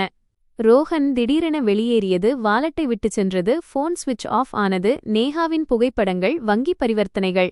இது ஒரு இரவு நடக்கும் விளையாட்டு அல்ல, இது நீண்ட காலமாக திட்டமிடப்பட்ட ஒன்று. அந்த திட்டத்தில் பாதையை தெளிவுபடுத்த அகற்றப்பட வேண்டிய ஒரு காயாக நான் மட்டுமே இருந்தேன். ஸ்டேஷனிலிருந்து வெளியேறும்போது ஷியாம் என்னை ஒரு பக்கம் அழைத்தான். மேடம் என்றான். இன்னொரு விஷயம். என்ன என்றேன். உங்கள் தந்தை இன்னொரு விஷயத்தை சொல்லியிருந்தார் என்றான். எப்போதாவது உங்கள் சொந்த வீட்டிலேயே எதிரி இருக்கிறான் என்று தோன்றினால் உங்கள் கண்ணீரை சேமித்து வைத்துக் கொள்ளுங்கள். ஏனென்றால் சண்டை கண்ணீரால் அல்ல, அறிவால்தான் வெற்றி கொள்ளப்படுகிறது. நான் ஷியாமை பார்த்தேன். அவன் குரலில் எந்த நாடகமும் இல்லை, வெறும் ஒரு பாரமான பொறுப்பு மட்டுமே இருந்தது. எனக்குள் நானே சொல்லிக் கொண்டேன், சரி. நாங்கள் ஒரு தெரியாத கட்டிடத்திற்குச் சென்றோம். அது ஒரு பாதுகாப்பான ஃபிளாட். உள்ளே சுத்தமான அறை, அடிப்படை வசதிகள், ஜன்னலில் கிரில், வெளியே காவலர்கள். சோபாவில் அமர்ந்தவுடன் என் போனை பார்த்தேன். திரையில் ரோஹனின் பெயர் மின்னவில்லை. எந்த மெசேஜும் இல்லை, எந்த அழைப்பும் இல்லை. அவன் உண்மையில் காணாமல் போனது போல இருந்தது. ஷியாம் சொன்னான், மேடம், இப்போது நாம் காலை வரை காத்திருக்க வேண்டும். போலீஸ் உங்கள் வீட்டிலிருந்து ஆதாரங்களை கொண்டு வரும், பிறகு நாம் அடுத்த கட்டத்தை திட்டமிடுவோம். நான் தலையசைத்தேன். அப்போதுதான் போன் திரையில் ஒரு நோட்டிஃபிகேஷன் வந்தது. வாட்ஸ்அப்பில் ரோஹனின் மெசேஜ். என் இதயம் நின்று துடித்தது. அதில், ஏன் போன் ஸ்விட்ச் ஆஃப் ஆக இருக்கிறது? நான் ஏர்போர்ட்டில் இருக்கிறேன். வாலெட் கிடைத்துவிட்டதா என்று இருந்தது. நான் சில நொடிகள் திரையை பார்த்து கொண்டிருந்தேன். வாலெட் கிடைத்துவிட்டதா என்று அவன் கேட்கிறான். வாலெட்டை அவனேதான் விட்டுச் சென்றான் என்பது அவனுக்கு தெரியாதது போல, அல்லது அவனுக்கு ஒன்றுமே தெரியாதது போல அவன் நடிக்கிறான். என் கைகள் நடுங்கின, ஆனால் இம்முறை பயத்தால் அல்ல, கோபத்தால். நான் ஷியாமை பார்த்து, அவன் மெசேஜ் செய்கிறான் என்றேன். ஷியாம் திரையை பார்த்தான். பிறகு மிகவும் நிதானமான குரலில், மேடம், இதுதான் நமக்கு தேவையான அந்த ஒரு தவறு. நீங்கள் எங்கே இருக்கிறீர்கள் என்று அவன் தெரிந்து கொள்ள விரும்புகிறான்.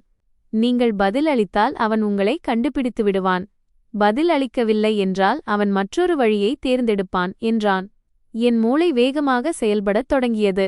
அப்படியானால் நாம் என்ன செய்வோம் என்று கேட்டேன். ஷியாம் ஒரு நிமிடம் யோசித்தான். பிறகு, அவனுக்கு என்ன தேவையோ அந்தக் கதையையே நாம் கொடுப்போம். ஆனால் நம் நிபந்தனைகளின்படி. ஆனால் இப்போதைக்கு வேண்டாம். முதலில் போலீஸ் ரிப்போர்ட் வரட்டும். நம்மிடம் ஆதாரங்கள் இருந்தால் நம் பதில் மிகவும் வலுவாக இருக்கும் என்றான். எனக்குள் ஒரு விசித்திரமான அமைதி பிறந்தது. முதன்முதலாக நான் இரையாக இல்லை, இப்போது விளையாட்டை புரிந்து கொள்கிறேன் என்று உணர்ந்தேன். நான் போன் திரையை லாக் செய்தேன். மூச்சை இழுத்துவிட்டு என்னையே சொல்லிக் கொண்டேன், ரோஹன், நீதான் விளையாட்டைத் தொடங்கினாய். இப்போது நான் வெறும் நம்பிக்கையை மட்டும் கொண்டவள் அல்ல, நான் கற்றுக்கொள்ளவும் கூடியவள் என்று உனக்கு தெரியும். அதே வினாடி என் போனில் இரண்டாவது மெசேஜ் வந்தது. இம்முறை நேஹாவிடமிருந்து. அதில், டியர், நீ சரியாக இருக்கிறாயா? ரோஹன் பதற்றமாக இருக்கிறான். உன் போன் கிடைக்கவில்லை, உடனே கால் செய் என்று இருந்தது. என் கைகள் உறைந்து போயின. நேஹா, என் தோழியாக இருந்த அதே நேஹா இப்போது எனக்கு எதிராக விளையாடுகிறாள். இவ்வளவு இயல்பாக கவலையை வெளிப்படுத்துகிறாள். என் இதயம் பலமாக துடித்தது. ஷியாம் என்னை பார்த்து, மேடம், இப்போது இருவருமே ஒரே நேரத்தில் ஆக்டிவாக இருக்கிறார்கள் என்றால் திட்டம் பாழாகிறது, அவர்கள் கட்டுப்பாட்டை மீண்டும் பெற முயற்சி செய்கிறார்கள் என்றான். நான் ஜன்னலை நோக்கி பார்த்தேன். வெளியே அதே இரவுதான், ஆனால் இப்போது ஒவ்வொரு நிழலிலும் ஆபத்து தெரிந்தது. நான் மெதுவாக, அவர்கள் இங்கு வந்துவிட்டால் என்ன செய்வது என்று கேட்டேன். ஷியாம் அமைதியான குரலில், அதனால்தான் நாம் ஒவ்வொரு அடியையும் மிக கவனமாக எடுத்து வைக்க வேண்டும் என்றான். என் போன் திரையில் மூன்றாவது நோட்டிஃபிகேஷன் வந்தது. ஒரு தெரியாத எண்ணிலிருந்து மிஸ்டு கால். பிறகு ஒரு மெசேஜ், ஒரே ஒரு வரி, we need to talk urgent. என் உடலில் மீண்டும் அதே குளிர்ச்சியான நடுக்கம் ஏற்பட்டது. நான் ஷியாமை பார்த்தேன். இது யார்? ஷியாம் அந்த எண்ணை பார்த்தான். அவன் கண்கள் சுருங்கின. அவன் மிக மெதுவாக, மேடம், இந்த எண் உங்கள் கணவரின் பிசினஸ் கான்டாக்ட் போல தெரிகிறது. இது இப்போது ஆக்டிவாக இருக்கிறது என்றால் இது வெறும் துரோகம் மட்டுமல்ல, இது ஒரு பெரிய நெட்வொர்க் சம்பந்தப்பட்ட விஷயம் என்று புரிந்து கொள்ளுங்கள் என்றான். எனக்குள் பயம் மீண்டும் தலைதூக்கியது. ஆனால் இம்முறை அதனுடன் ஒரு புதிய விஷயம் இருந்தது. ஒரு பிடிவாதம், ஒரு முடிவு. நான் சொன்னேன், அப்படியானால் அவர்களுக்கு என்ன தேவையோ அதையே நாம் அவர்களுக்கு கொடுப்போம், ஆனால் நாம் அவர்களை நம் வலையில் வீழ்த்த வேண்டும். ஷியாம் என்னை உற்று பார்த்தான். முதன்முதலாக அவன் முகத்தில் ஒரு லேசான ஒப்புதலை கண்டேன். ஆம் மேடம் என்றான். ஆனால் ஒன்று நினைவிருக்கட்டும், வலை வீசும்போது உங்கள் கையை ஒருபோதும் அந்த வலைக்குள் வைத்துவிடாதீர்கள். நான் என் போனை பார்த்துக்கொண்டே இருந்தேன். ரோஹனின் மெசேஜில் இருந்த கவலை, தெரியாத எண்ணிலிருந்து வந்த மிரட்டல் எல்லாம் ஒன்றாக தெரிந்தன. அந்த கேபின் கதவு பூட்டப்பட்டதிலிருந்து இந்த கதை தொடங்கவில்லை, இது வெகு காலத்திற்கு முன்பே தொடங்கிவிட்டது என்பது எனக்கு தெளிவாக புரிந்தது. இன்று இரவுதான் முதன்முதலாக திரை விலகியிருந்தது. நான் மெதுவாக, நாளை காலை போலீஸ் எதை கொண்டு வரும் என்று கேட்டேன். ஷியாம் சொன்னான், அவர்கள் எதை கொண்டு வருகிறார்களோ அதை வைத்தே நீங்கள் அடுத்து என்ன பேச வேண்டும், எதை மறைக்க வேண்டும், யாரை மாட்ட வைக்க வேண்டும் என்பது முடிவாகும். நான் தலையசைத்தேன். எனக்குள் ஒரு விஷயம் மட்டும் சுழன்று கொண்டே இருந்தது. ஒரு எச்சரிக்கையைப் போல, ஒரு சபதத்தைப் போல, ஒரு பிரார்த்தனையைப் போல. இனிமேல் எதையும் படிக்காமல் கையெழுத்திட மாட்டேன். உண்மையை அறியாமல் எந்த உறவையும் நம்ப மாட்டேன். நான் வெறும் காகிதம் போல என் வாழ்க்கையை அவர்கள் அழித்துவிட நான் அனுமதிக்க மாட்டேன். அப்போது ஷியாமின் போன் ஒலித்தது. அவன் எடுத்து சில நொடிகள் கவனித்தான். பிறகு அவன் கண்களில் பதற்றம் தெரிந்தது. அவன் போனை வைத்துவிட்டு என்னை பார்த்தான். மேடம் என்றான், போலீஸ் டீம் உங்கள் வீட்டிற்குச் சென்றுவிட்டது. நான் மூச்சை பிடித்துக்கொண்டு கேட்டேன். ஷியாம் மிக மெதுவாக பதில் அளித்தான், வீட்டில் யாரும் இல்லை. பீரோ திறந்திருக்கிறது, சில கோப்புகள், ஃபைல்ஸ் ஏற்கனவே காணாமல் போயிருக்கின்றன. வீட்டில் பீரோ திறந்திருக்கிறது, சில கோப்புகள் காணாமல் போயிருக்கின்றன என்று ஷியாம் சொன்ன அந்த நிமிடம் என் காலடியில் இருந்த நிலமே சரிந்து விழுந்தது போல உணர்ந்தேன். என் வீட்டுக் காட்சி என் கண்முன் விரிந்தது. நான் அங்கேயே நிற்பது போல இருந்தது. என் உடைகளுக்கு இடையே, என் புகைப்படங்களுக்கு அடியில், என் திருமணப் பத்திரிகைக்குப் பின்னால், என் வாழ்க்கையின் அத்தனை அடுக்குகளிலும் யாரோ கையை நுழைத்து என் பெயர் எழுதிய அந்த காகிதங்களை எடுத்துக்கொண்டிருக்கிறார்கள். நான் பாதுகாப்பானது என்று நினைத்த அந்த வீடு இப்போது ஆதாரங்கள் புதைக்கப்பட்ட புதைக்குழியாக மாறிவிட்டது. இதையெல்லாம் விட பயங்கரமானது என்னவென்றால், நான் அங்கே இல்லை, என்னால் எதையும் தடுக்க முடியவில்லை. ஆனாலும் ரோஹனும் நேஹாவும் என் சிந்தனையை விட ஒரு படி முன்னே சென்று கொண்டிருக்கிறார்கள் என்பது எனக்கு தெளிவாகத் தெரிந்தது. நான் ஆழ்ந்த மூச்சை எடுத்தேன். என் விரல்கள் அந்த வாலெட்டை இறுக்கிக் கொண்டன. அது ஒன்றுதான் என்னை நிலைநிறுத்தி வைத்திருந்தது. நான் ஷியாமிடம் கேட்டேன், எத்தனை கோப்புகள் காணாமல் போயிருக்கின்றன? ஷியாம் போனில் யாரிடமோ 2 நொடிகள் பேசினான். பிறகு சொன்னான், ப்ராப்பர்ட்டி என்று எழுதப்பட்டிருந்த மெயின் ஃபோல்டர் இல்லை. சில பேங்க் ஆவணங்கள் இருந்த கவரும் இல்லை. பீரோவின் அடியில் இருந்த சிறிய லாக்கர் திறந்திருக்கிறது. என் இதயம் வேகமாகத் துடித்தது. லாக்கர்! என் தந்தை கொடுத்த பழைய காகிதங்கள், சில ரசீதுகள் மற்றும் 1-2 இன்சூரன்ஸ் பிரதிகள் வைத்திருந்த அந்த சிறிய பூட்டப்பட்ட பெட்டி என் நினைவுக்கு வந்தது. நான் ஒருபோதும் அதை கவனிக்கவில்லை. ஏனென்றால் ரோஹன், இதையெல்லாம் நான் பார்த்துக்கொள்கிறேன், நீ கவலைப்படாதே என்று சொல்வான். நானும் கவலைப்படவில்லை. அதன் விலையை அறியாமலேயே நான் அவனை நம்பினேன். நான் மெதுவாக, அப்படியானால் இப்போது என்றேன். ஷியாம் சில நொடிகள் அமைதியாக இருந்தான். பிறகு அவன் குரலில் அதே குளிர்ந்த தெளிவு தெரிந்தது. மேடம், இதன் அர்த்தம் அவர்கள் பதறிப்போய் இருக்கிறார்கள். நீங்கள் பிழைத்துக் கொண்டீர்கள் என்றோ அல்லது போலீஸ் சுறுசுறுப்பாகிவிட்டது என்றோ அவர்கள் பயப்படுகிறார்கள். அதனால்தான் இப்போது எல்லாவற்றையும் அழித்துக் கொண்டிருக்கிறார்கள். என் போனில் ரோஹனின் முந்தைய மெசேஜ் இன்னும் திரையில் மின்னிக் கொண்டிருந்தது. வாலெட் கிடைத்து விட்டதா? மற்றும் நேஹாவின் போலியான பாசத்துடன் கூடிய கால் செய். இப்போது இந்த 2 மெசேஜுகளுக்கும் ஒரே அர்த்தம்தான் இருந்தது. அவர்கள் என்னை தேடிக் கொண்டிருக்கிறார்கள். அடுத்த கட்டத்தை முடிவு செய்ய என் நிலை என்ன என்பதை தெரிந்து கொள்ள விரும்புகிறார்கள். நான் சொன்னேன், அவர்களுக்கு நான் உயிரோடு இருக்கிறேன் என்று சந்தேகம் வந்தால் அவர்கள் தப்பித்து விடுவார்கள். ஷியாம் தலையசைத்தான். அவர்கள் தப்பித்தால் நகரத்தை விட்டு மட்டுமல்ல, நாட்டையே விட்டு தப்பிவிடுவார்கள். அதனால் நாம் ஒரே நேரத்தில் 2 வேலைகளை செய்ய வேண்டும். மேடம், ஒன்று அவர்களுக்கு தவறான நம்பிக்கையை கொடுப்பது. மற்றொன்று சிஸ்டத்தை இவ்வளவு அலர்டாக்குவது. அவர்கள் எந்த பாதையில் சென்றாலும் சிக்கிக்கொள்ள வேண்டும். இன்ஸ்பெக்டர் சிறிது நேரத்திற்குப் பிறகு அவரை அழைத்தார். அவர் குரலிலிருந்த பழைய முறைப்படியான தன்மை மறைந்து ஒரு வழக்கின் தீவிரத்தன்மை இருந்தது. மேடம், வீட்டில் யாரோ நுழைந்ததற்கான தடயங்களை கண்டிருக்கிறோம். விரல் ரேகை நிபுணர்கள் குழு வருகிறது. சிசிடிவி ஃபுட்டேஜை ஆய்வு செய்கிறோம். ஆனால் உங்கள் முழு ஒத்துழைப்பு எங்களுக்கு தேவை. உங்கள் கணவர் எங்கே செல்லக்கூடும்? யாரிடம் பேசுவார்? எந்த வங்கியில் கணக்கு இருக்கிறது என்று கேட்டார். நான் கண்களை மூடிக்கொண்டு நினைவுகளை வேகமாக பின்னோக்கி ஓடவிட்டேன். ரோஹனின் நண்பர்கள், அவன் ஆபீஸ், அவன் ஜிம், அவன் அதிகம் சொல்லாத சில பிசினஸ் மீட்டிங்குகள். நேஹாவின் புதிய ஆடம்பரமான வாழ்க்கை, அவள் திடீரென விலை உயர்ந்த கஃபேக்களில் அமர்வது, அவள் உடைகள், அவளது புதிய ஃபோன், எல்லாம் இப்போது எனக்கு தெளிவாக புரிந்தது. இன்ஸ்பெக்டரிடம் ரோஹன் எந்த வங்கியின் கார்டை பயன்படுத்துவான், எந்த நண்பர்களுடன் அதிகம் நேரம் செலவிடுவான், நேஹா எங்கு செல்வாள் என்பதையெல்லாம் சொன்னேன். இன்ஸ்பெக்டர் சொன்னார், சரி, நாங்கள் சைபர் செல்லையும் இதில் சேர்க்கிறோம். ஒரு வேண்டுகோள், இதுவரை நீங்கள் உங்கள் கணவருக்கு பதில் அனுப்ப வேண்டாம். ஆனால் அவனை ட்ராக் செய்வதற்கு உங்களை வைத்து ஒரு கண்ட்ரோல்டு ரிப்ளை தேவைப்படலாம். நான் ஷியாமை பார்த்தேன். ஷியாம் மெதுவாக, மேடம், இப்போதைக்கு வேண்டாம்.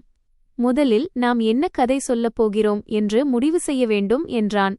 என் இதயம் மீண்டும் வேகமாக துடித்தது. கதையா? ஷியாம் சொன்னான், ஆம். அவர்கள் உங்கள் பலவீனத்தை அறிந்திருக்கிறார்கள். நீங்கள் திடீரென வலிமையானவளாக பதில் அனுப்பினால் அவர்களுக்கு சந்தேகம் வந்துவிடும். நமக்கு ஒரு இடைப்பட்ட வழி தேவை, அதில் நீங்கள் பழையபடி இருப்பதாக அவர்களுக்கு தோன்ற வேண்டும். சிறிது கவலையாக இருங்கள். நான் எனக்குள் என்னை தேடிக்கொண்டேன். என் கணவரின் ஒவ்வொரு பேச்சையும் நம்பிய அந்த பெண், நண்பனின் ஒவ்வொரு சிரிப்பையும் உண்மையானது என்று நம்பியவள், அவளும் எனக்குள் இருந்தாள். ஆனால் இப்போது அவளது கையில் உண்மையின் கண்ணாடி இருந்தது.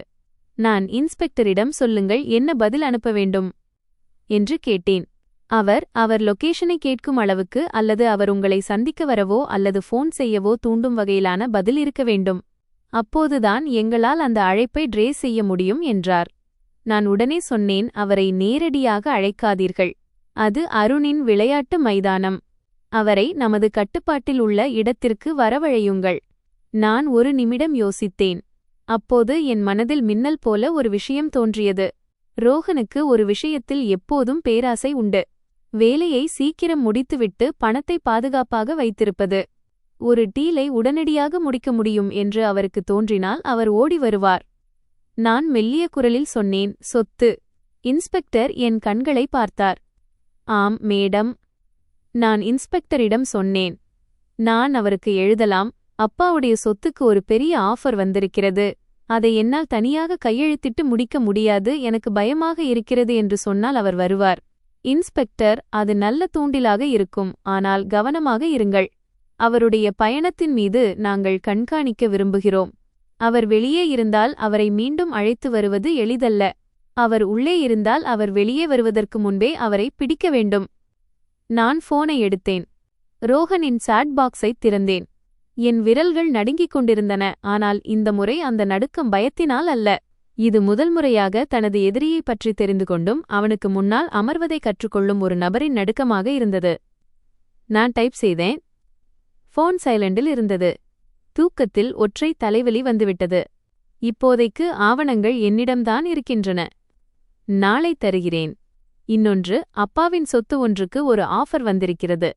அவர்கள் நாளைக்குள் கையெழுத்து வேண்டுமென்கிறார்கள். எனக்கு என்ன செய்வது என்று புரியவில்லை. நீ எப்போது திரும்புகிறாய் என்று எழுதினேன். இந்த வரிகளை எழுதும்போது எனக்குள் இருந்த அந்த பழைய மனைவியின் குரலை வெளிப்படுத்தினேன். அதே சமயம் என்னவென்று புரியவில்லை என்று சொல்லத் தெரிந்த அந்த புதிய பெண்ணும் என்னுள் இருந்தாள். இது ஒரு வலைப்பின்னலின் முதல் இழை என்பது அவளுக்கும் தெரியும். மெசேஜை அனுப்பிவிட்டேன். மெசேஜ் சென்ற பிறகு என் இதயம் ஏதோ ஒரு கதவின் மீது கட்டப்பட்டிருப்பது போலவும், ஒரு சின்ன உந்துதல் அதை வீழ்த்திவிடும் என்பது போலவும் துடித்தது. ஷியாம் சொன்னார், மேடம், இனி நாம் காத்திருக்கப் போவதில்லை. நாம் தயாராகப் போகிறோம். இன்ஸ்பெக்டர் இம்மிகிரேஷன் மற்றும் ஏர்போர்ட்டில் லுக் அவுட் அலர்ட் போன்ற செயல்முறையை தொடங்க முயற்சிப்பதாக கூறினார். இதனால் ரோஹன் நாட்டை விட்டு வெளியேற முயன்றால் சிஸ்டத்தில் அது பதிவாகும். அவர், மேடம், இதற்கு எங்களுக்கு ஆவணங்கள் தேவை. திருமணச் சான்றிதழ், உங்கள் ஸ்டேட்மெண்ட் மற்றும் சில வங்கி விவரங்கள் என்றார். நான் என் பையிலிருந்து என்னிடம் இருந்த அனைத்தையும் எடுத்தேன். ஆதார் ரிடாக்டட் நகல், திருமண புகைப்படத்தின் டிஜிட்டல் நகல் மற்றும் என் போனில் இருந்த மற்ற ஆவணங்கள். ஷியாம் சொன்னார், மேடம், உங்கள் பாதுகாப்புதான் முதன்மையானது. நீங்கள் இனி ஒருபோதும் தனியாகச் செல்லக்கூடாது. நான் தலையசைத்தேன். அந்த நேரத்தில் ரோஹனிடமிருந்து ரிப்ளை வந்தது. என் மெசேஜுக்காகவே காத்திருந்தது போல அவ்வளவு வேகமாக இருந்தது. அதில், நீ நலமாக இருக்கிறாயா? ஒற்றை தலைவலி சரியாகிவிட்டதா? அந்த சொத்து ஆஃபரை யார் கொடுக்கிறார்கள்? நான் இப்போது ஏர்போர்ட்டில் இருக்கிறேன். நாளை காலை வீட்டிற்கு வந்துவிடுவேன். எந்த பேப்பரிலும் கையெழுத்து போடாதே என்று இருந்தது. இதை படித்தவுடன் அவர் நலமா என்பதை விட அந்த ஆஃபரை யார் கொடுக்கிறார்கள் என்பதில்தான் அவர் ஆர்வம் காட்டுகிறார் என்பதை உணர்ந்தேன். இதுதான் அவரது நிஜ முகம். ஷியாம் சொன்னார், மேடம், இது நல்லது. அவரேதான் ஏர்போர்ட்டில் இருப்பதாக சொல்கிறார். நாளை காலை வருவார் என்கிறார். இந்த மெசேஜை இன்ஸ்பெக்டருக்கு ஃபார்வர்ட் செய்யுங்கள். நான் ஃபார்வர்ட் செய்தேன். இன்ஸ்பெக்டர், சரி, நாங்கள் ஏர்போர்ட் பக்கமும் ஒரு குழுவை நிறுத்துகிறோம். ஆனால் மேடம், அவர் உண்மையிலேயே ஏர்போர்ட்டில் இருக்கிறாரா அல்லது பொய் சொல்கிறாரா என்றும் பார்க்க வேண்டும் என்றார். ஷியாம் சொன்னார், மேடம், நாம் இன்னும் ஒன்றை செய்வோம். நேஹாவுக்கும் ஒரு கண்ட்ரோல்டு மெசேஜ் அனுப்புவோம். எனக்குள் கோபம் பொங்கியது. நான் அவளுக்கு ஏன் மெசேஜ் செய்ய வேண்டும்? ஷியாம் சொன்னார், ஏனென்றால் அவர் ஒரு தொடர்பு புள்ளி. தவறு செய்பவர்கள் தங்கள் நாவாலேயே சிக்கிக் கொள்வார்கள். தயவுசெய்து நீங்கள் நலமாக இல்லை என்றும் ரோஹனிடம் பேசிவிட்டதாகவும் மட்டும் எழுதுங்கள். அவள் என்ன சொல்கிறாள் என்று பார்ப்போம். நான் நேஹாவிடம் ஆமாம், நான் நலமாக இருக்கிறேன் என்று எழுதினேன். ரோஹனிடம் மெசேஜில் பேசிவிட்டேன். சிறிது நேரம் அமைதியாக இருந்தேன். பிறகு நேஹாவிடமிருந்து ரிப்ளை வந்தது. ஓ தேங்க் காட், நான் ரொம்ப டென்ஷனாக இருந்தேன். ரோஹன் மிகவும் கவலைப்பட்டார். நீ ஓய்வெடு, நாளை பார்க்கலாம். அந்த நாளை பார்க்கலாம் என்பதில் ஒரு அதிகாரம் இருந்தது. நாளை என்ன நடக்கும் என்பதை அவளே தீர்மானிப்பது போல இருந்தது. அந்த நொடியிலேயே புரிந்து கொண்டேன், அவள் வெறும் உதவி செய்யும் தோழி மட்டுமல்ல, இந்த திட்டத்தின் ஒரு பகுதி என்று.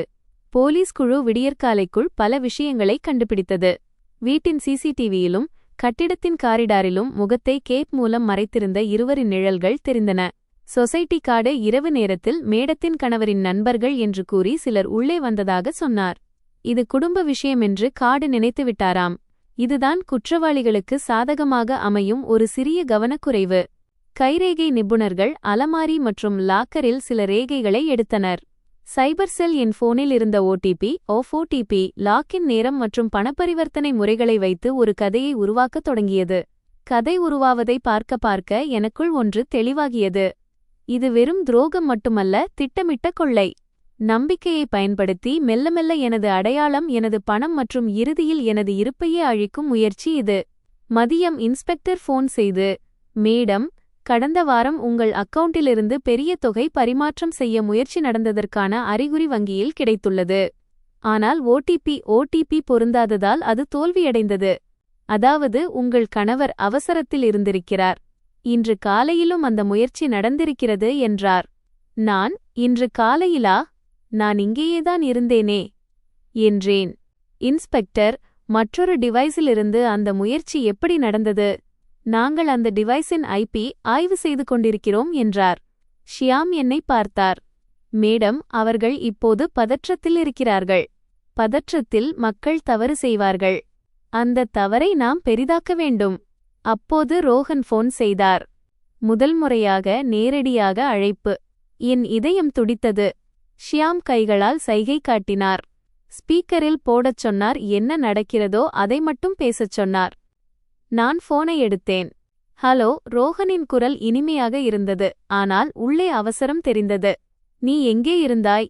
ஃபோன் ஏன் சைலண்டில் இருந்தது? நீ நலமா? நான் மெதுவாகவும் பலவீனமாகவும் பேசினேன். எனக்கு எதுவும் சரியாக இல்லை. காலை முதலே உடம்பு சரியில்லை. இந்த சொத்து ஆஃபர் குறித்து எனக்கு பயமாக இருக்கிறது. யார் அந்த ஆஃபரை கொடுக்கிறார்கள் என்று கேட்டேன். அவர் உடனே கேட்டார். என் மனதில் ஒரு சிரிப்பு எழுந்தது. என் உடல் நலத்தை விட அவருக்கு அந்த ஆஃபர் மீதுதான் அக்கறை. நான் கத்த வேண்டும் என்று நினைத்தேன். ஆனால் என் வாயிலிருந்து வந்ததோ, ஒரு புரோக்கர் வந்தார். மாலைக்குள் கையெழுத்திட்டால் நாளைக்குள் பணம் வந்துவிடும் என்கிறார். என்னால் தனியாக செய்ய முடியவில்லை, நீ வந்துவிடு என்றேன். அவர் 2 நொடிகள் அமைதியாக இருந்தார். பிறகு, சரி, நான் வருகிறேன். ஆனால் யாரிடமும் பேசாதே, நேஹாவிடமும் கூட பேசாதே. நான் வந்து பார்க்கிறேன் என்றார். நேஹாவிடமும் கூட என்று அவர் சொன்ன விதம், நேஹாவை அவர் எனக்கு ஒரு ஆபத்தாக நினைக்கவில்லை, மாறாக தனக்கு தேவையான கருவியாகவே பயன்படுத்துகிறார் என்பது புரிந்தது. நான், நீ எப்போது வருவாய் என்றேன். அவர், இன்று இரவு என்றார். என் மூச்சு நின்றது. ஷியாம் என்னை பார்த்தார். அவர் கண்களில் எச்சரிக்கை இருந்தது. ரோஹன் தொடர்ந்து சொன்னார், மேலும் இதையெல்லாம் போனில் பேசாதே. நான் வந்த பிறகு பார்க்கிறேன். நீ வீட்டிலேயே இருக்கச் சொல்கிறான். அந்த வீடு, எந்த அலமாரியிலிருந்து கோப்புகள் காணாமல் போயினவோ அந்த வீடு. நான் பலவீனமான குரலில் சரி என்றேன். இன்ஸ்பெக்டர் அந்த பதிவை கேட்டுவிட்டு உடனடியாக, மேடம், அவரை இந்த வீட்டிற்கு வரவிடமாட்டோம். நாங்கள் அவரை ஒரு குறிப்பிட்ட இடத்திற்கு வரவழைப்போம். அங்கு எங்கள் குழு தயாராக இருக்கும். நீங்கள் வீட்டின் பெயரைச் சொல்லாதீர்கள். நீங்கள் புரோக்கரை சந்திக்க ஒரு பொது இடத்திற்குச் செல்வதாக அவரிடம் கூறுங்கள். ஏனெனில் உங்கள் உடல்நிலை சரியில்லை, மருத்துவர் ஓய்வெடுக்கச் சொல்லியிருக்கிறார் என்று சொல்லுங்கள் என்றார். ஷியாம் ஒரு திட்டத்தை வகுத்தார். நகரின் பெரிய மால் அருகிலுள்ள ஒரு கஃபே, அங்கு சிசிடிவி தெளிவு, நுழைவு மற்றும் வெளியேறும் வழிகள் எங்கள் கட்டுப்பாட்டில் இருக்கும். போலீஸ் குழு சிவில் உடையில் அருகில் இருக்கும். நான் ரோஹனுக்கு மெசேஜ் செய்தேன். நான் டாக்டரிடம் சென்றிருந்தேன். வீட்டிற்குச் செல்ல முடியவில்லை. புரோக்கர் அந்த கஃபேயில் சந்திக்கச் சொன்னார். அங்கே பார்த்து கொள்ளலாம். நான் மால் முன்னால் உள்ள கஃபேயில் இருக்கிறேன். இந்த மெசேஜை அனுப்பும்போது என் கை மீண்டும் நடுங்கியது. ஏனெனில் இது வெறும் சாட் அல்ல, ஒரு வேட்டையாடப்படும் விலங்கை வலையில் கொண்டுவரும் ஒரு தூண்டில். ரோஹனின் ரிப்ளை வந்தது, அங்கேயே இரு. நான் 30 நிமிடங்களில் வருகிறேன். என் வயிறு கலங்கியது. நாங்கள் கஃபேவிற்குச் செல்லவில்லை. நாங்கள் அந்த இடத்திற்கு அருகிலுள்ள ஒரு தனி புள்ளியில் இருந்தோம். அங்கிருந்து எனக்கு எல்லாம் தெரியும். அதே சமயம் நான் பாதுகாப்பாகவும் இருந்தேன். காவல்துறை நான் உண்மையில் அங்கு இருப்பதாக ரோஹன் நினைக்க வேண்டும் என்று விரும்பியது. ஆனால் நான் அவருக்கு கைக்கிட்டும் தூரத்தில் இருக்கக்கூடாது. எனவே என்னைப் போன்றே அதே ஜாக்கெட் மற்றும் துப்பட்டாவை அணிந்த ஒரு பெண் காவலர் உள்ளே அமர்ந்திருந்தார். பின்னாலிருந்து முகத்தை சற்று மறைத்துக்கொண்டு ஒரு நோயாளி எப்படி இருப்பாரோ அதே போன்ற உடல் மொழியுடன் அமர்ந்திருந்தார். இது ஒரு ஆபத்துதான், ஆனால் இது திட்டமிடப்பட்ட ஆபத்து. நான் ஒரு பாரில் அமர்ந்து ஜன்னல் வழியாக கஃபேயை பார்த்து கொண்டிருந்தேன். ஷியாமும் என்னுடன் இருந்த இன்ஸ்பெக்டரும் காதில் இயர்பீஸ் மாட்டிக்கொண்டு வெளியே சுற்றி வந்தனர். பிறகு நான் அவரை பார்த்தேன். அதே நடை, அதே தன்னம்பிக்கை, 4 ஆண்டுகளாக நான் எனது வீடு என்று நினைத்துக் கொண்டிருந்த அதே முகம். அவர் தனியாக வரவில்லை. சிறிது தொலைவில் நேஹாவும் இருந்தாள். அவள் தனி நுழைவாயில் வழியாக வந்தாள். அவர்கள் இருவரும் ஒன்றாகத் தெரிவதை அவர் விரும்பவில்லை, ஆனால் அருகிலேயே இருந்து கட்டுப்படுத்த விரும்பினார். எனக்குள் கோபம் பொங்கியது. ஆனால் ஷியாம் மெதுவாக, மேடம், மூச்சை விடுங்கள், கவனியுங்கள், பேசாதீர்கள் என்றார். ரோஹன் கஃபேவுக்குள் நுழைந்தார். என்னைப் போலவே இருந்த அந்த பெண் காவலரை பார்த்தார். அவர் நேராக அவரிடம் சென்றார். அவர் முகத்தில் பொய்யான அக்கறை கொண்ட ஒரு முகமூடி இருந்தது. அவர் மேஜையின் மீது குனிந்து, நீ நலமாக இருக்கிறாயா என்று கேட்பது போல ஏதோ பேசினார். பிறகு தனது மொபைலை எடுத்து யாருக்கோ மெசேஜ் செய்தார். ஷியாம் பதற்றத்துடன், அவன் நேஹாவுக்கு சிக்னல் கொடுக்கிறான் என்றார். நேஹா வெளியே ஜன்னல் அருகே வந்து உள்ளே எட்டிப் பார்த்தாள். பிறகு அவள் கொடுத்த அந்த சிறிய சைகை நட்புக்குரியது அல்ல, அது ஒரு சதி. அவள், சரி, எல்லாம் சரியாக இருக்கிறது என்று சொல்வது போல் இருந்தது. அந்த நொடியில் என் இதயம் முற்றிலும் அமைதியானது. ஏனெனில் எனக்கு தேவையான அந்த விஷயம் இப்போது என்னிடம் இருந்தது உறுதி. என் மனதில் இனி எந்தச் சந்தேகமும் இல்லை. இன்ஸ்பெக்டர் இயர்பீஸில், குழு தயாராக இருங்கள் என்றார். அவர் ஆவணங்களைக் கேட்டவுடன் உள்ளே இருந்த பெண் காவலர் மெல்லிய குரலில், புரோக்கர் இதோ வந்துவிடுவார். ஆவணங்கள் அவரிடம்தான் இருக்கிறது என்றார். ரோஹன் கோபமடைந்தார். உனக்கு எதுவுமே புரியவில்லையா? நீ எப்போதும் உணர்ச்சிவசப்படுகிறாய். பேப்பரை கொண்டு வா என்று கத்தினார். அவனது உண்மையான முகம் தெரிந்தது. உள்ளே இருந்த பெண், ரோஹன், எனக்கு உண்மையில் உடல்நிலை சரியில்லை என்றாள். ரோஹன் மேஜைக்கு அடியில் கையை விட்டு அவளது போனை எடுக்க முயன்றார். ஒருவேளை லொகேஷன் அல்லது எதையாவது சரிபார்க்க இருக்கலாம். அதே நொடியில் சிவில் உடையில் இருந்த 2 காவலர்கள் உள்ளே வந்தனர். ஒருவர் ரோஹனின் கையை தடுத்தார். மற்றொருவர் தனது அடையாள அட்டையை காட்டினார். ரோஹன், உங்களிடம் சில கேள்விகள் கேட்க வேண்டும். ரோஹனின் முகம் முதலில் வெளிறிப்போனது. பிறகு அவர் உடனடியாக சிரிக்க முயன்றார். என்ன விஷயம்? நான் என் மனைவியை பார்க்க வந்திருக்கிறேன். இன்ஸ்பெக்டர் உள்ளே நுழைந்தார். அவர்கள் என் பக்கம் பார்க்கவில்லை, ஏனென்றால் நான் காரில் இருக்கிறேன் என்பது அவர்களுக்கு தெரியும். அவர் நேரடியாக, உங்கள் மனைவி பாதுகாப்பாக இருக்கிறார், நீங்கள் இப்போது எங்களுடன் வரவேண்டும். உங்கள் மீது மோசடி, சதி மற்றும் கொலை முயற்சி போன்ற கடுமையான குற்றச்சாட்டுகள் உள்ளன என்றார். ரோஹனின் கண்கள் விரிந்தன. கொலை? என்ன கொலை? என்ன உளறுகிறீர்கள் என்றார். அதே நொடியில் நேஹா வெளியே இருந்து உள்ளே வந்தாள். இது தவறான புரிதல் சார். அவர் மிகைப்படுத்திச் சொல்கிறார். நான் வெறும் நண்பர்தான் என்றாள். இன்ஸ்பெக்டர் அமைதியான குரலில், மேடம், நண்பர்களின் கைகளில் போலி பரிவர்த்தனை பட்டியல் இருக்காது. மேலும் நண்பர்களின் போன்களில் திட்டமிடும் சாட் ஹிஸ்டரியும் இருக்காது என்றார். சைஃபர் செல் நேஹாவின் போனையும் ஆய்வு செய்திருந்தது. அந்த அவசர மெசேஜ் அவளது நெட்வொர்க்கிலிருந்துதான் வந்திருந்தது. ரோஹன் திடீர் ஆத்திரத்துடன், இது எல்லாம் நாடகம். அவள் பொய் சொல்கிறாள் என்றார். அந்த நொடியில் நான் கார் கதவை திறந்தேன். ஷியாம் மேடம் வேண்டாம் என்று தடுக்க முயன்றார். ஆனால் இன்ஸ்பெக்டர் கையசைத்து அவரை நிறுத்தினார். மேடம், நீங்கள் வர விரும்பினால் வாருங்கள், ஆனால் தள்ளியிருங்கள் என்றார். நான் வெளியே வந்தேன். என் கால்கள் நடுங்கின, ஆனால் என் முதுகுத்தண்டு முதல் முறையாக நிமிர்ந்து நின்றது. நான் கஃபே வாசலில் நின்றேன். ரோஹன் என்னை பார்த்தார். அவர் ஒரு பேயை பார்த்தது போல ஒரு நொடி அதிர்ந்து போனார். நீ என்று அவர் வாயிலிருந்து வந்தது. நேஹாவின் கண்களும் வெற்றியாகின. அந்த நொடியில் அவர்கள் என்னை தீர்த்து கட்டியிருக்க வேண்டும் என்று எதிர்பார்த்தது எனக்கு புரிந்தது. அவர்களின் மொத்த திட்டமும் அந்த நம்பிக்கையில்தான் இருந்தது. நான் ரோஹனை பார்த்துவிட்டு, மறப்பது எளிது ரோஹன், ஆனால் நான் மறக்கப் போவதில்லை என்றேன். அவர் ஏதோ பேச முற்பட்டார். ஆனால் இன்ஸ்பெக்டர் அவர் கைகளில் விலங்கு மாட்டினார். அந்த உலோகத்தின் கிளிக் சத்தம் எனக்கு ஒரு மணி ஓசை போல கேட்டது. அது நீதிக்கான மணி மட்டுமல்ல, விழிப்புணர்வுக்கான மணி. நேஹா அழத் தொடங்கினாள். ப்ளீஸ், இது தவறு. நான் அவளை பார்த்தேன். நீ என்னை நண்பா என்று அழைத்து என் வீட்டிற்குள் நுழைந்தாய். இப்போது என்னை ப்ளீஸ் என்று கெஞ்சுகிறாயா என்றேன். இன்ஸ்பெக்டர் இருவரையும் தனித்தனி வாகனங்களில் ஏற்றினார். கதை முடிந்தது என்று நினைத்தேன். நிஜ வாழ்க்கையில் கிளைமாக்ஸிற்குப் பிறகு இன்னும் சில வேலைகள் பாக்கியிருந்தன.